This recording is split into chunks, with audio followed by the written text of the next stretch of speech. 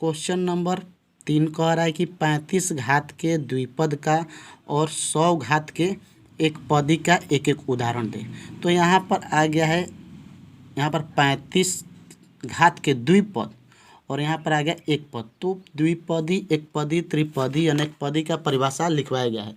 तो पहले पद क्या होता है, शायद पद का परिभाषा छूट गया है, तो हम देखते हैं यहाँ पर पद कह रहे हैं कि चर और अचर जब जोड़ यानी प्लस या घटाव यानी माइनस के द्वारा अलग अलग होता है तो पद कहलाता है। ठीक है, यानी चर और अचर जब जोड़ या घटाव के द्वारा अलग अलग होता है तो पद कहलाता है। जैसे कि यहाँ पर है एक्स स्क्वायर, यहाँ पर ना जोड़ है ना घटाव है, सिर्फ अकेला ही है, तो यह एक पदी में है।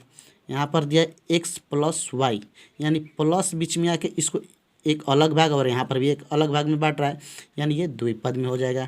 यहाँ पर दे रहा है कि एक्स प्लस वाई माइनस 3, यानी प्लस और माइनस आकर क्या कर रहा है, इसको अलग अलग कर रहा है, इसलिए इसको लिख सकते हैं ये त्रिपद में, यानी 1 2 3, यानी ये त्रिपदी है। ऐसे और भी होगा। तो उसी को क्वेश्चन को दिया था कि क्वेश्चन एक बार फिर से देख लेते हैं।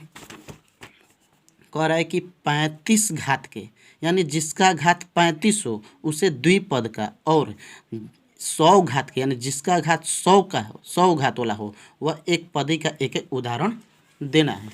तो देखते हैं यहाँ पर क्वेश्चन नंबर 3, एक्स के पावर 35, यानी घात कितना हो गया, 35 हो गया, प्लस 2, एक पद और दो पद। समझ में आया?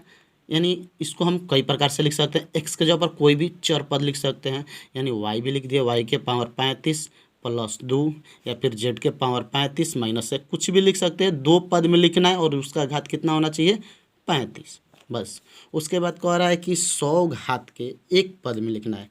तो देखो यहाँ पर 100 घात है और एक पद यहाँ पर बताए थे कि एक्स स्क्वायर एक पद में, इसलिए यहाँ पर घात 100 है और एक पद में है। उसी तरह बी के पावर भी 100 लिख सकते हैं, वाई के पावर भी 100 लिख सकते हैं, A B C D E F Z तक इसके पावर सिर्फ 100 आना चाहिए। बस यहाँ तक हमारा 3 नंबर क्वेश्चन तक बन गया। अब क्वेश्चन नंबर 4 देखते हैं। क्वेश्चन नंबर 4 कह रहा है कि निम्नलिखित बहुपदों में से प्रत्येक बहुपद की घात लिखें। तो क्वेश्चन नंबर 4 का उदाहरण एक जैसा है, सबका घात लिखना है। तो ये हम आप लोगों को क्वेश्चन नंबर 4 ये HW रहेगा, उदाहरण एक जैसा है, यानी आप लोग को बताया गया है कि घात किस रूप में लिखा जाता है, तो ये HW में रहेगा। अब क्वेश्चन नंबर 5 कह रहा है कि बताइए कि निम्नलिखित बहुपद में कौन कौन बहुपद रैखिक है। अब रैखिक मतलब क्या होता है, जिसका घात 1 हो वह रैखिक, और कौन कौन द्विघात है, यानी जिसका घात 2 हो, 2 घात वाला, और कौन कौन त्रिघाती है, यानी सबका परिभाषा लिखवाया गया है। उसके बाद हम क्वेश्चन को देखते हैं, कौन कौन द्विघाती है, कौन कौन त्रिघाती, कौन कौन रैखिक है। यहाँ पर क्वेश्चन दिया है एक्स स्क्वायर प्लस एक्स। तो देखो यहाँ पर सब एक चर में है और इसके घात सबसे अधिक घात कितना है, 2।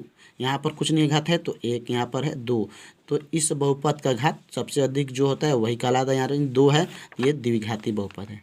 उसी तरह दूसरा नंबर क्वेश्चन, यानी एक्स माइनस एक्स के पावर 3, इस बहुपद में यहाँ पर सबसे अधिक घात है, इसका पावर कितना है, 3, इसलिए यह त्रिघाती बहुपद है।